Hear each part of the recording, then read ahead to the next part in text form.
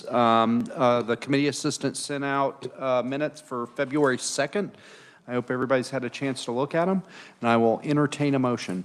Representative Howerton.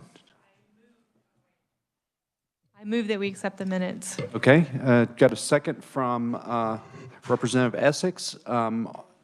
Any discussion? Okay, seeing none, all those in favor of approving the February 2nd minutes signify by saying aye.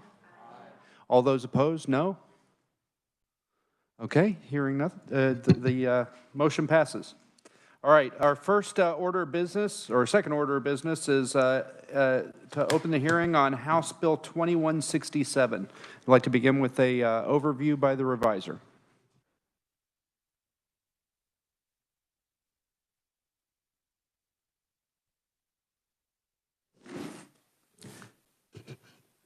Mike Heim with the Reviser Statutes Office. Mr. Chairman, members of the committee, I passed out a little cheat sheet here about what the bill does. It amends the Campaign Finance Act, amends a specific section dealing with contributions. And the first change is on page 2 there. It provides, it adds some additional language there. Any political funds that have been collected by a candidate or candidate committee and were subject to the reporting requirements shall not be used in or for the campaign of a candidate for federal elected office.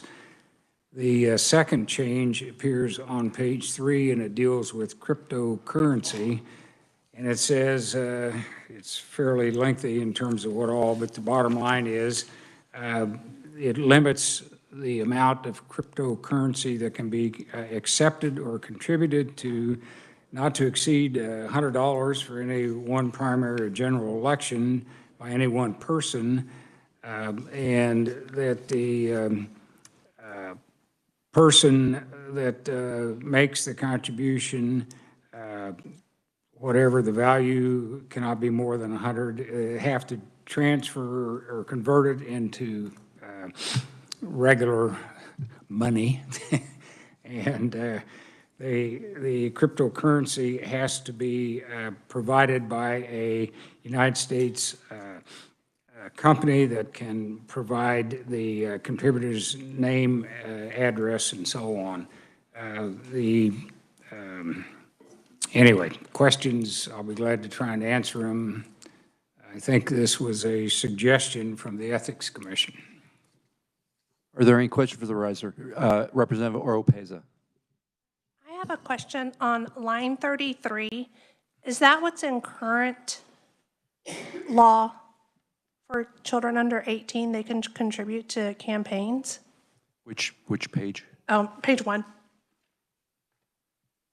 Page 1, line 33, and it says C. It's all current law. That's all current law. Okay, right. Thank you. All right, are there any other questions for the reviser?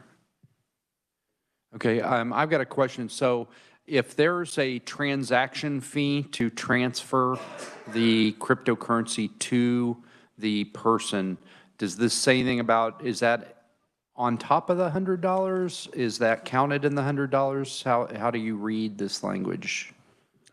If it's cryptocurrency, the limit is $100. I'm not sure.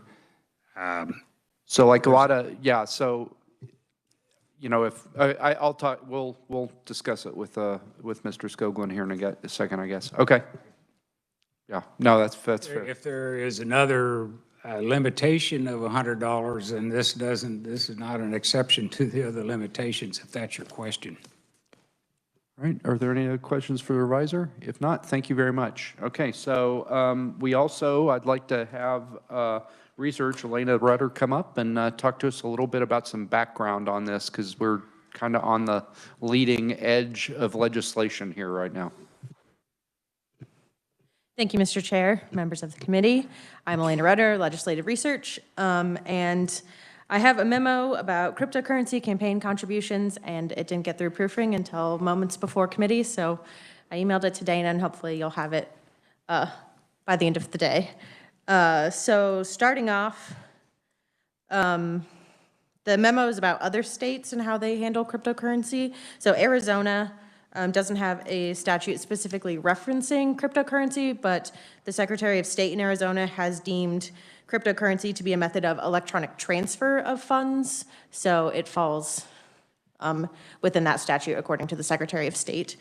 And then California changed their regulations fairly recently, so they can, our cryptocurrency contributions are treated as in-kind contributions in California, and they have additional requirements in their regulations.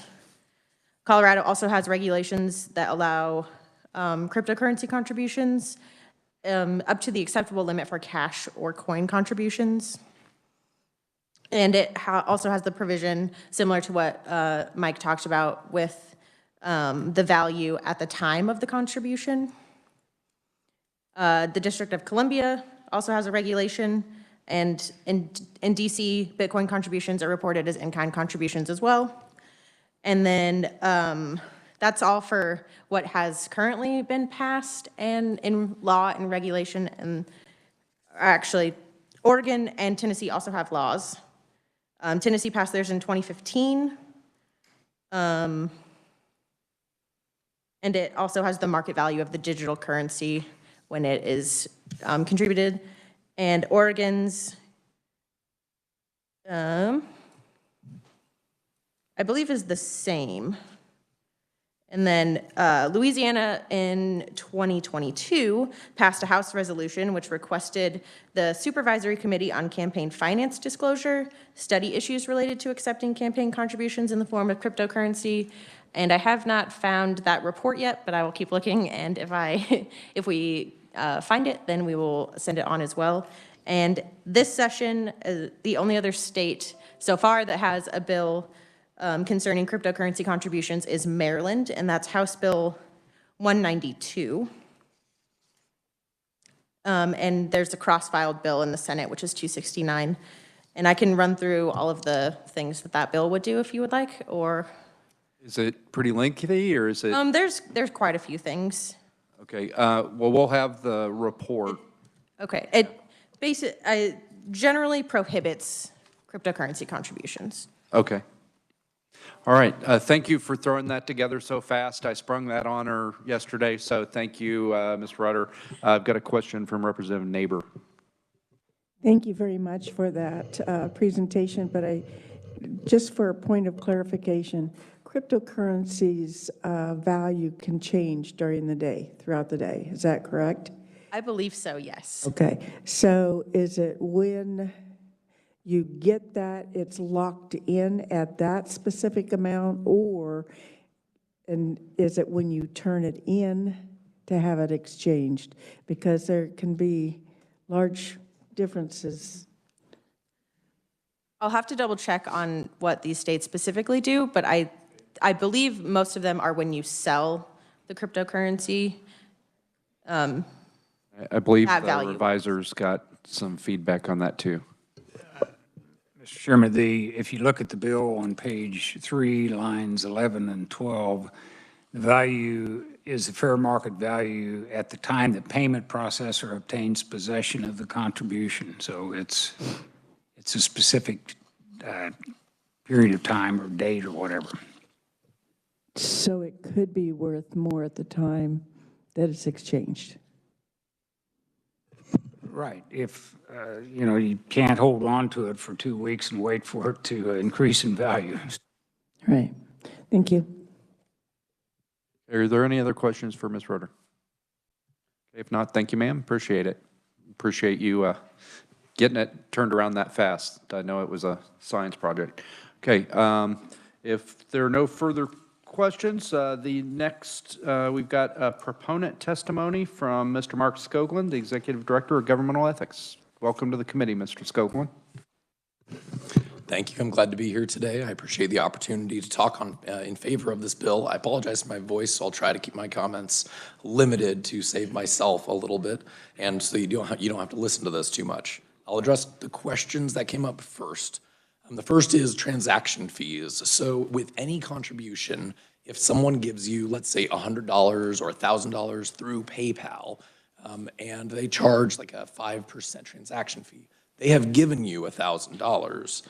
That 5%, so the way you report that is a $1,000 contribution, and the PayPal transaction fee is reported on Schedule C if it aggregates to enough that you have to report it as an itemized amount on that Schedule C. So transaction fees show up as an expenditure, but they gave you $1,000 of their money. The same would happen here with transaction fees. It'd be addressed exactly the same as any other transaction that goes through a payment processor that takes some sort of transaction fee. They were correct. The value is calculated at the time that it is given, and that's consistent with, as far as I'm aware, that is consistent with every state that has approached this issue. Basically, whenever campaign finance laws address the issue of contribution valuation, it's at the time that it's given, which generally speaking is not a very difficult issue. If someone gives a campaign a laptop, for example, it's valued at what the value of the laptop was when it's given. But there's no time between where a laptop is held by some intermediary party before it is then accepted by the committee, which does happen in, for example, cryptocurrency transactions, where it is momentarily held by a payment processor. That doesn't change the analysis for us. We approach it as it's valued at the time that it is given. And yes, it does change value very quickly, sometimes very quickly in the course of a day. If you've ever seen the graphs on certain cryptocurrency, you know that it can be rather wild swings. If it increased in value over your contribution limit, and let's say they gave you $500, they gave you the maximum. The value of that cryptocurrency, before you could cash it out, you're supposed to cash it out immediately under this bill. Let's say it took you an hour, and in that time, it increased somehow to $550. They gave you $500, and you had a campaign asset that is also a receipt of the campaign for another $50. The contribution was $500. You don't have to go refund $50. But this bill does require that you immediately turn it into U.S. currency. You can't hold it as a campaign asset. You have to, when you receive it, you have to switch it over to U.S. currency. As long as you do that as quickly as possible, you really don't run into huge issues unless you happen to be doing it on a day when you get one of those huge swings up or down. The value that matters is when it is given. Most of this bill is modeled off of Texas with a tiny sprinkling of California thrown in here. The sprinkling of California is the know your customer requirement, where the payment processor must be one that utilizes know your customer processes. So basically people who are registered with the processor and giving campaign contributions have to be verified somehow with the payment processor. Usually they have to identify themselves in some way. Sometimes they have to provide, for example, a driver's license or other form of identification. Know your customer is something that those dealing with bank regulation are very familiar with, I'm sure, but it's becoming increasingly common in this field as well to require something like that. So it provides another layer. I think that was all the questions, but very briefly, I'm going to give kind of an overview of where we're at today. Cryptocurrency is, there's nothing in the Campaign Finance Act anywhere that speaks to cryptocurrency. If someone wants to give a statewide candidate $2,000 of cryptocurrency, they can do that. There is no regulation of it of any kind. The campaign can hold it as a campaign asset. It can grow or shrink. Their reporting on it is just they would report it as they've received a contribution. And as far as they know, it came from the person that it's identified as. They do need a name and address, but there's no verification requirements of that. There's not even a checkbox to affirm that they're not a foreign national. There's nothing.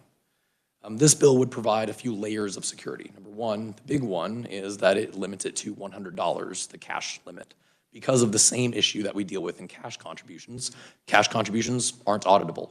Someone gives your campaign $100 and you are trying to find later on, you're trying to figure out what's happening in some value that's not matching.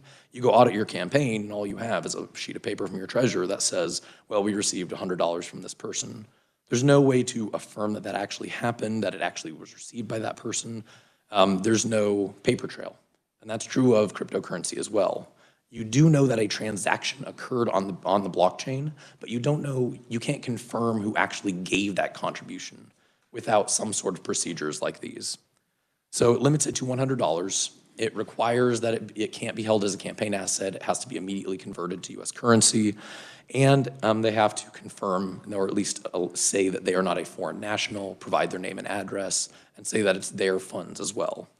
And the last is that know your customer requirement. A candidate can only accept contributions that pass through a payment processor that use Know Your Customer protocols. It doesn't use that phrase, Know Your Customer, in the bill. The reason why is because it's a little colloquial. It is basically what everyone calls it now, but it's kind of future-proofing it. If they start calling it something else 5 years from now, we don't want to have to revisit and change the bill. The last item is the federal support prohibition. There's a current prohibition that anything that's collected under the Campaign Finance Act by PACs, by parties, central committees, by anyone, it cannot be used in or for a campaign for federal elective office. So central committees can't go buy signs for their federal candidates. They can't do anything to support or endorse those candidates. They can't spend their funds for that purpose. That doesn't seem like that's checking corruption or that it's doing anything that provides a transparency benefit for Kansas. As far as we can tell, there's not a benefit to having that prohibition in statute. So we've recommended that there be a carve-out allowing PACs and parties, which includes central committees, to engage in practices that support federal candidates. If this means that some of them eventually have to register or have some sort of interaction with the FEC, that's fine. That's between them and the FEC. We shouldn't be part of that. At least that's our view. I will note there's a technical correction that we have and that we've written into my testimony. Right now, as drafted, there's I think it's F1 and F2 for the federal support prohibition. The intent was to replace F1 entirely with the language that is now under F2. Otherwise, this change doesn't do anything. That language says that candidates still can't use their funds in or for a federal candidate, which I think probably was the original intent when it was added to a bill late in the process. But it would allow PACs and party committees to engage in that activity.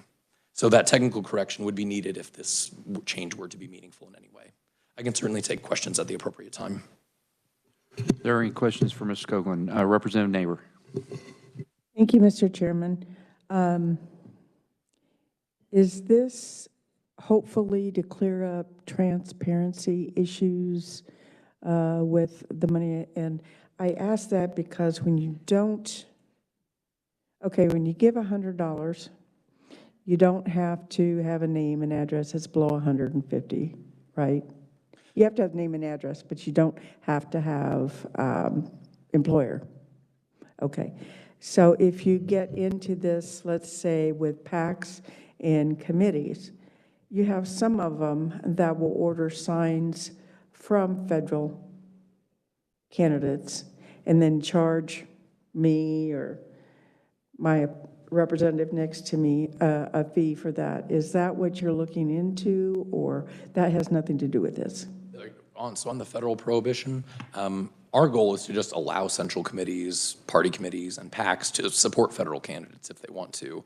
Right now, I don't think there's much benefit to preventing them from doing that. It feels a little odd to have a central committee in, say, KS3 not be able to talk about or support Adkins or Davids in the last election campaign. That doesn't seem like an appropriate limitation on a central committee. I don't know why that would be in the Campaign Finance Act. So it seems like a pretty easy fix.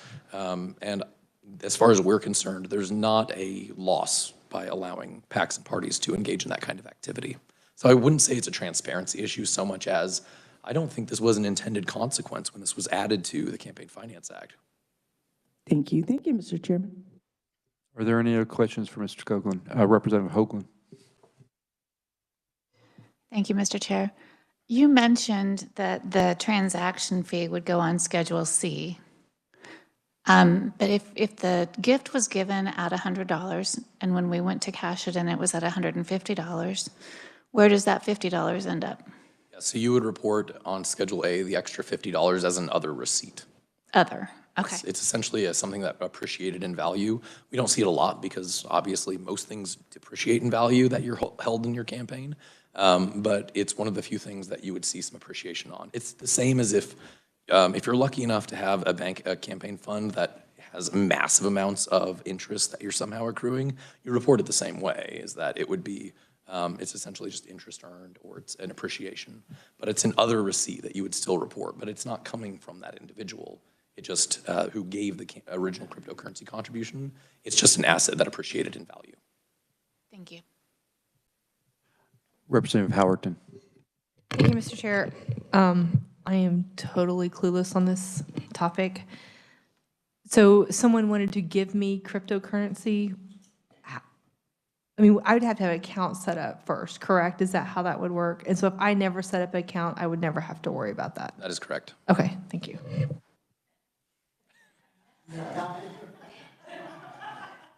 Are there any other confessions or questions?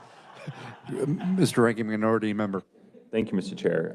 Building on that last question, just a comment. I'm imagining that, all right. Just use yours. Thank you. I'm imagining that for a lot of the payment processors, I think WinRed, ActBlue will probably, as we start to legalize some of these things, I think they'll have to implement those or not. And my guess is that that's it. For us, it will be no different. We'll just see the transaction come through. Mr. Skoglund, would you like to respond to that? I think that may occur, but right now there is a veritable jigsaw puzzle of different ways that states have approached cryptocurrency. Other than states that haven't approached it at all, I'm not positive that any two states have exactly the same approach. Even this approach is mostly Texas, but it does have some California in there too. So there's a little bit for everyone. Representative Collins. Thank you, Mr. Chair. I was just wondering if you've, like on campaign reports, have you seen a lot of cryptocurrency in Kansas candidates yet? Or? No, we have not seen. Okay, so in 2018, we were asked by a statewide candidate if they could accept cryptocurrency. The Ethics Commission had 3 meetings on the subject, and all 3 meetings had extensive discussion on the issue. Ultimately, they said, we would prefer if you didn't do that, but it had no force of law. They were concerned about transparency, the value, the volatile value, things like that, and it was pretty early. A lot of states hadn't approached cryptocurrency meaningfully. We have not seen cryptocurrency occur in Kansas yet. Based upon its increase in prevalence in other states, I think it's pretty likely it's coming at some point. It's more a matter of when. And if it is coming to Kansas, we want to be proactive. We don't want there to be absolutely no regulation on point until after the election cycle where it occurred. All right, thank you. Mr. Vice Chairman. Thank you, Mr. Chairman.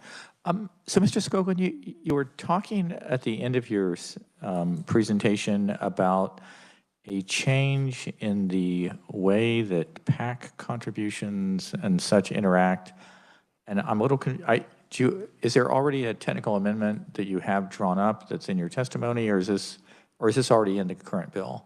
So the testimony indicates that striking on page 2, lines 17 through 19 should fix the issue. Right now, so the current law is that all funds collected under the Campaign Finance Act can't be used to support federal candidates. Okay. The intention was that language that's currently listed as number 2, the intention was for that to replace number 1, not to be in addition to. That language in number 2 prohibits candidates from engaging in that, but has no similar prohibition for political parties, for PACs, et cetera. So it retains the candidate prohibition, but allows parties and PACs to engage in activities to support federal candidates if they see fit, which currently is not permitted. Okay. And so technically, that is much beyond the scope of cryptocurrency. That's almost like a reform of campaign finance law. It just happens, it just fits in well with what's being considered. It's a separate issue. They were 2 separate recommendations when we made them. I'm not sure why they end up in one bill, but this is comparatively, this is a pretty minor change, I guess. But it is a change that has actual impact. I wouldn't call it technical in nature. Our adjustment to that change is technical, but I wouldn't call the actual change allowing the carve out to be technical. Okay, but again, it's page 2, lines 17, 18, and 19, and we strike those, and it would make those changes that you're. Yes. Got it. Are there any other questions for Mr. Skoglund? I got a couple, if you don't mind. The first one, why is this not already just an in-kind donation? I mean, because it does have value. Why wouldn't it just fall under the current in-kind? It is a current in-kind contribution. If someone wanted to give to a campaign today, they could. There's no limits on it other than the normal contribution limit. It can be held as an asset, and it's reported on Schedule B as an in-kind contribution. That is exactly right. The commission in 2018 indicated a preference that people not engage in that, but did not say it was impermissible, because it's not. The law doesn't say anything about it. It's not banned, certainly. It's, like you say, it's an item of value that's being given to a campaign. And in all other universes, including crypto, this is an in-kind contribution. So this just creates limitations and requirements if someone wanted to accept them. Okay, and this is, I'm starting to get into what-if land here, so I apologize, but you're used to it in this committee, because that's what we always do to you. If somebody, if in the future WinRed, ActBlue, Anadot, whoever accepts cryptocurrency, what is to stop somebody from contributing through that, Anadot or WinRed or ActBlue, changing it into cash and then giving it to the campaign? We'd have to consider whether or not we'd have to see what system they use. I'd be very surprised if they didn't use a payment processor that uses Know Your Customer protocols, because frankly, I think that's looking like that's the trend we're heading towards in crypto contributions. Coinbase, I think, is the probably most recognized payment processor for cryptocurrency. It's US-based and does use Know Your Customer protocols. There was a payment processor that fairly recently got into some hot water because they did not use Know Your Customer protocols and had a lot of issues regarding whether or not they actually knew where these funds were coming from. So if WinRed, ActBlue, et cetera, start heading that direction, I imagine they will use certainly a US-based, this is politics after all, they certainly would use a US-based payment processor. And my understanding is that US-based payment processors are required to use Know Your Customer protocols today. It's a little bit hazy because these are fairly recent requirements, but it appears that that is what is required of a US-based processor today. So the question I'm getting at is, like, I think we heard in Maryland they're about to ban this. So if ActBlue starts, I'm not picking on ActBlue, anybody, just first one pop in my head. If ActBlue starts taking contributions in cryptocurrency and converting them into US dollars and giving them to campaigns, how are you going to, if we pass the statute, how are you going to consider that? Are you going to consider that a crypto donation or a cash donation? You would consider it a crypto donation. So it does pass through WinRed or ActBlue, but when the contribution was made, it was cryptocurrency, and so it would fall under these regulations. That's how we would approach it. Okay. Bear with me, committee. Does anybody have any other questions before I, yeah, please, Representative Howerton. So if ActBlue or WinRed, they would have to tell us, right, that it's cryptocurrency, or we would have no way to Yes, and I'd be really very know that. surprised if those processors did not allow campaigns to opt out in some way as well. Okay. I won't speak for them on how they approach their business practices, but they're savvy. I mean, they handle so many campaigns at this point. I'd be very surprised if there weren't opt-out provisions or something like that. There's a lot of candidates who just don't want to deal with crypto at all. I barely want to deal with it at all, and I'm here testifying for this, so. The KYC, the Know Your Customer KYC is what we call it. We actually use that in my business. In the banking industry uses it already for loans and different things like that. So it is very common. So you do know something about it, see? It's more than I knew. So in the bill, when it talks about immediately converting to cash, what does that mean? I mean, what is immediate? Because there's gonna be transaction time. You know, it may increase in value by $50 in the meantime. What does that mean? So most processors should allow you to immediately convert anything that's received into the wallet and immediately convert it off to US currency. But for those that don't, if there's some that require it to be held for any period of time, as long as you convert it as fast as reasonably possible and you don't hold it as an asset, then that's fine as far as this law is concerned. That's as immediate as you could have done. If it does appreciate in value or depreciate, the value is still as the time that it was given, that's the value of the contribution. And if it appreciated in value, then it shows up on Schedule A as an other receipt. If it depreciated in value, then it will show up on Schedule C as a depreciation. Or you could try to put it in as a negative balance on A, but honestly, I think that gives migraines to everyone in our office, so we prefer that you don't do that. Any other questions?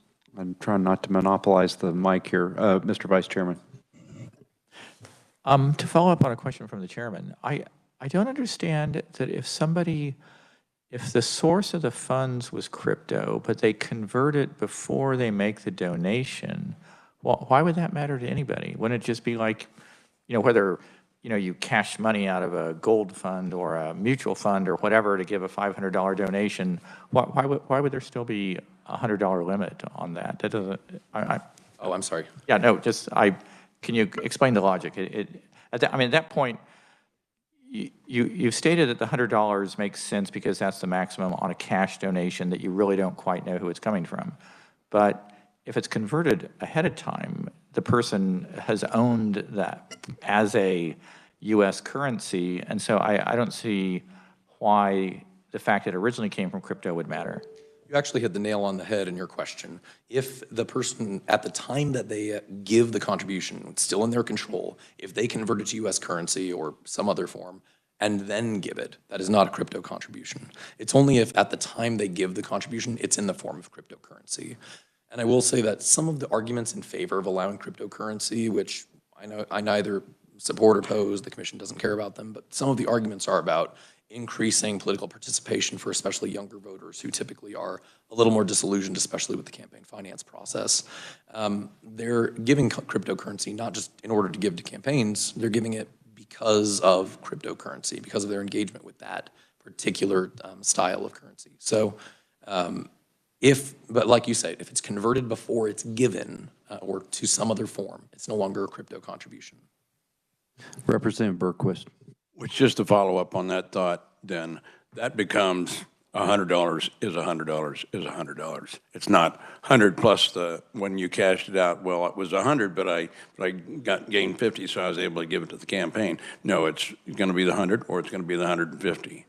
Right, so if, let's say I gave $100 to a campaign in cryptocurrency, because the particular market for that cryptocurrency was rocketing up that day, and it was actually only held for 5 minutes, but in that 5 minutes it went up, 50% in value somehow, then that is, the person who gave it is reported as giving $100.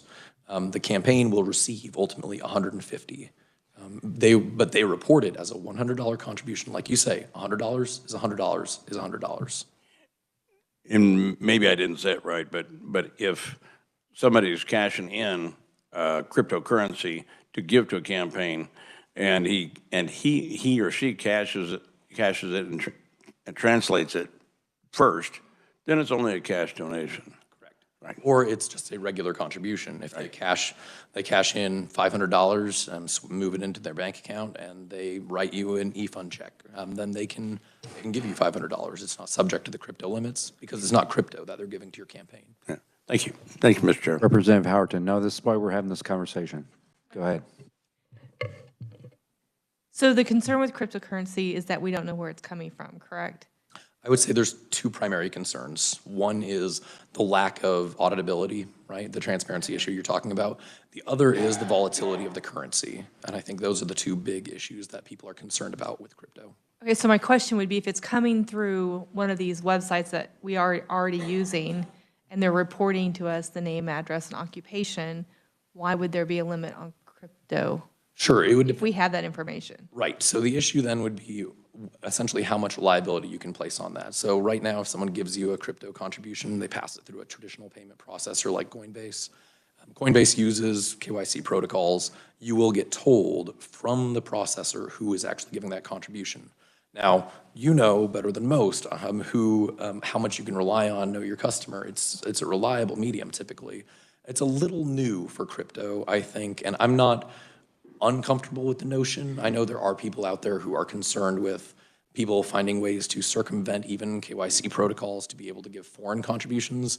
I don't know what foreign national is trying to, some sort of influence campaigns in Kansas by giving directly to campaigns, but if someone wanted to do that, it's theoretically possible, but you'd have to not only claim to be someone else, but you'd also have to fool the KYC protocol of the particular payment processor. There are questions for Mr. Skoglund. Yeah, please, go ahead.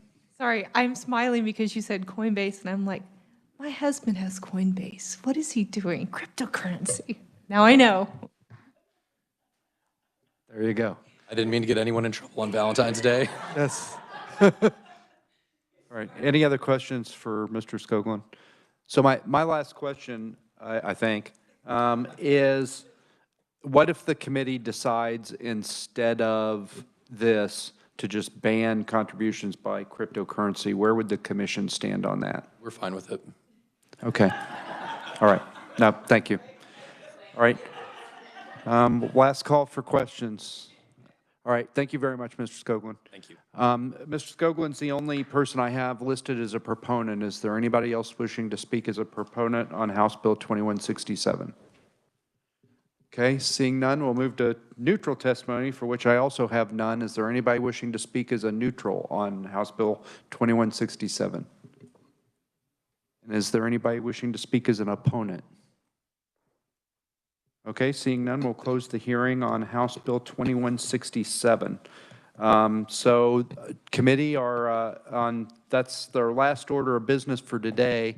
On Thursday, we're going to be hearing House Bill 2391. It might be a long one. There's a lot of proponents wanting to testify on it, and I don't know about opponents yet, but there may be a lot of those too. I'm going to try to keep it to 5 because I don't want to be that guy that kept you on Thursday past 5, but just be prepared. We might go a little bit late. I'm going to do my darndest to make sure that we don't. And then if by some miracle we actually get done and have time left, I'm going to try to do something with this bill, 2167. So if you have anything that you want to amend, we would need to have that technical amendment ready. If we do have time by some miracle of physics and space-time, we'll work that bill tomorrow, or on Thursday, rather. Is there anything for the good of the order? Representative Berquist. And do we still have Tuesday for action then? We still have Tuesday. I have is the calendar out yet, Dana? Okay, yeah, we are going to hear a bill on Tuesday. I think it's simple, and we may decide to suspend the rules and work it that same day, but that'll be at the will of the committee. If anybody has any issues with it, I'm not gonna pursue it. Do you remember the number of that bill? Okay, hold on just a second, committee. Give me just a moment. It is House Bill 2312.